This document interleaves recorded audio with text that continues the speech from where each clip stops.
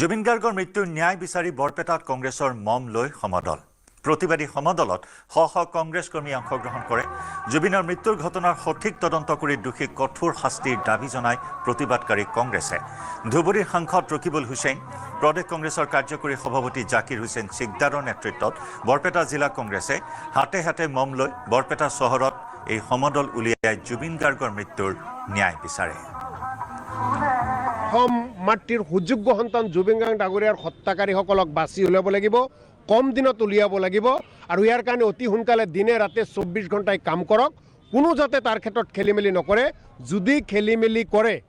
অসমৰ ৰাজ্যৰ চকুৰ পৰা এই ৰাজ্য চৰকাৰখন বাছি থাকিব নোৱাৰে জুবিন গাৰ্গৰ যেটো ইচ্ছা যে জাতি ধৰ্মৰ সকলোৱে একগোট হৈ থাকিব লাগে আৰু সকলোৰে হিয়াৰ আমঠু জুবিন গাৰ্গৰ যাতে মৃত্যুৰ উচিত তদন্ত হয় তাৰ বাবে আজি আমি গোটেই অসমত যি আমি এই মমবাতি লৈ শোভাযাত্ৰা আৰম্ভ কৰিছো ইফালে নগাঁও ৰায়ডঙিয়াতো জুবিন গাৰ্গলৈ শ্ৰদ্ধাঞ্জলি মাংগলী কাৰ্যসূচীৰে আৰম্ভ হোৱা অনুষ্ঠানত 1000 বন্তি প্ৰজ্বলন কৰে অঞ্চলটোৰ আই মাতৃসকলে বৃহত্তৰ ৰায়ডঙিয়া অঞ্চলৰ শতাধিক অনুষ্ঠান প্ৰতিষ্ঠানৰ লগতে ৰাইজে প্ৰয়াত শিল্পীগৰাকীক স্মৰণ কৰি শ্ৰদ্ধাঞ্জলি জ্ঞাপন কৰে উপস্থিত সকলোৱে সমস্বৰে গালে জুবিনৰ মায়াবিনী ৰাতিৰ বুকুত শীৰ্ষক গীতটি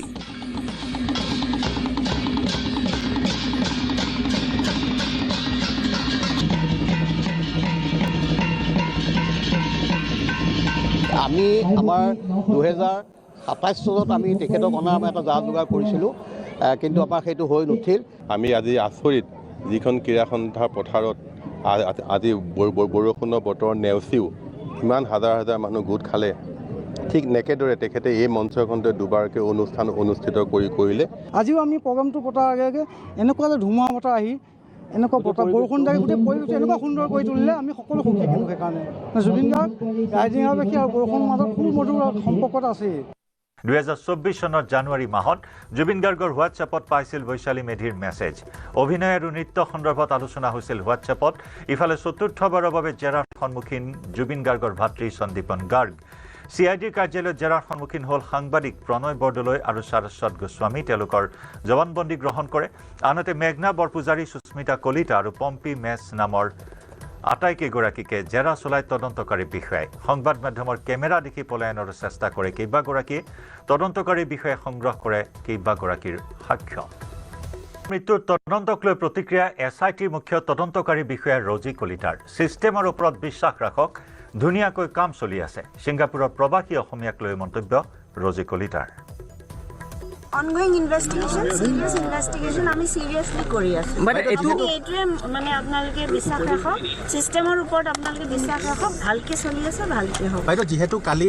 6 তাৰিখ কালি ডেডলাইন দিয়া হৈছিল যিখিনি সিংগাপুৰত থকা অসম এছ'চিয়েশ্যনৰ কালি দেখা যাওক কালি মই কম আপোনালোকক দেখা যাওক কালি কি হয় ভালকে চলি আছে আপোনালোকে আমাৰ সিস্টেমটোৰ ওপৰত বিশ্বাস কোনবা যোগাযোগ কৰিছে নেকি সিংগাপুৰৰ অসম এছ'চিয়েশ্যনৰ পৰা পাব এতিয়া আহা কালি গম পাব বাইদেউ মই ৰাতিপুৱা আহিছো মোক যাব হয় বাইদেউ একদম শেষ প্ৰশ্ন বাইদেউ শেষ প্ৰশ্ন যেহেতু বৰ্তমান সময়ত ওলাই আছে যে আপোনাৰ এই সমগ্ৰ বিষয়টো এটা পয়জনিক এটা সাবজেক্ট বুলি এতিয়া মোক যাবলৈ দিয়ক মই আপোনালোকক কম ঠিক আছে মুকলিৰ পথ সহজ নহব এই ফেষ্টিভেল খ্যাত মহাপ্ৰবঞ্চক ধুৰন্ধৰ শ্যাম কানু মহন্তৰ ক্ষেত্ৰত ব্যাপক খেলিমেলি পাইছে SITৰ দলে নিশা CIDৰ কাৰ্যালয়তে এবাৰ মাৰাথা চলাইছে ইডিৰ এটা বিশেষ দল গৈ CIDৰ কাৰ্যালয়ত উপস্থিত হৈছে আৰু CIDৰ কাৰ্যালয়ত ইডিয়ে অভিযান চলাই শ্যাম কানু মহন্তক সোধপোছ কৰি শ্যাম কানু মহন্তক জেৰা চলাই কি তথ্য লাভ কৰিছে প্ৰতিটো শেহতীয়া আপডেট মুহূৰ্তত লৈ অহাৰ চেষ্টা কৰিম এটা ডাঙৰ খবৰে মুহূৰ্তত জনাইছো মুকলিৰ পথ সহজ নহব শ্যাম কানু মহন্তৰ এটা ডাঙৰ খবৰে মুহূৰ্তত জনাইছো সকলো ক্ষেত্ৰতে ব্যাপক খেলিমেলি পাইছে শ্যাম কানুক CIDৰ কাৰ্যালয়তে নিশা মাৰাথন জেৰা চলাইছে ইডিয়ে শ্যাম কানুৰ ঘৰৰ পৰা জব্দ হোৱা নথিপত্ৰ পুনৰ পৰ্যবেক্ষণ কৰিছে ইডিয়ে ডাঙৰ খবৰে মুহূৰ্তত জনাইছো CIDৰ কাৰ্যালয়ত নিশা উপস্থিত হৈছে ইডিৰ এটা বিশেষ দল আৰু বিগ নিউজ মুহূৰ্তত জনোৱাৰ চেষ্টা কৰিছো CIDৰ কাৰ্যালয়তে নিশা মাৰাথন জেৰা চলোৱা হৈছে नमस्कार दोस्तों, एक ऐसे देश में जहां ज्यादातर बॉलीवुड सेलिब्रिटीज सत्ता और पैसे के गुलाम बने फिरते हैं, वहां बहुत कम स्टार्स ऐसे होते हैं जो ना सिर्फ सिस्टम के खिलाफ होने की हिम्मत रखते हैं बल्कि खिलाफ बगावत करना चुनते हैं। आप में इतनी कड़वाहट क्यों है? आप में इतनी बिटरनेस क्यों है? Because I'm a rebel, I'm a fighter.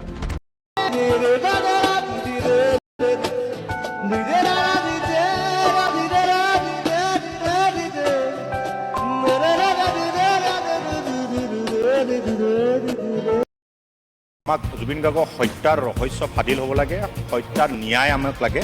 কেৱল আমাক ন্যায় আৰু ন্যায় লাগে। এতিয়া মুখ্যমন্ত্ৰীয়ে খুব বেবেৰিবাং খুব চালে বাৰে কোৱা কথা কৈ খুব সস্তীয়া কথা কৈ আছে। এতিয়া কাৰ ঘৰত কোন গৈছে, কোনে পাৰ্টি কৰিছে, এইবিলাক আমাক প্ৰশ্নৰ উত্তৰ আমি তেওঁৰ পৰা বিচৰা নাই। কাৰ লগত কোনে ফটো উঠিছে, কোনে কি ভিডিঅ' বনাইছে, এইবিলাকৰ প্ৰশ্নৰ উত্তৰ আমাক নালাগে। আৰু কোনে ৰাজনীতি কৰিছে কৰা নাই বাদ দিয়ক, আপুনি ৰাজনীতি নকৰাকৈ আপুনি জুবিন গাৰ্গৰ ন্যায়টো দিয়াটো আপুনি ব্যৱস্থা লওক, সেইটোকে আমি বিচাৰিছোঁ। যে জুবিন গাৰ্গ যে ছিংগাপুৰলৈ পালে তাৰ ছিকুৱেঞ্চটো কি আছে? জুবিন গাৰ্গৰ এই যে নাইট পাৰ্টি হৈছিলে, সেই নাইট পাৰ্টিত কোন কোন আছিলে, সেই তাৰ উত্তৰহে আমি বিচাৰিছোঁ।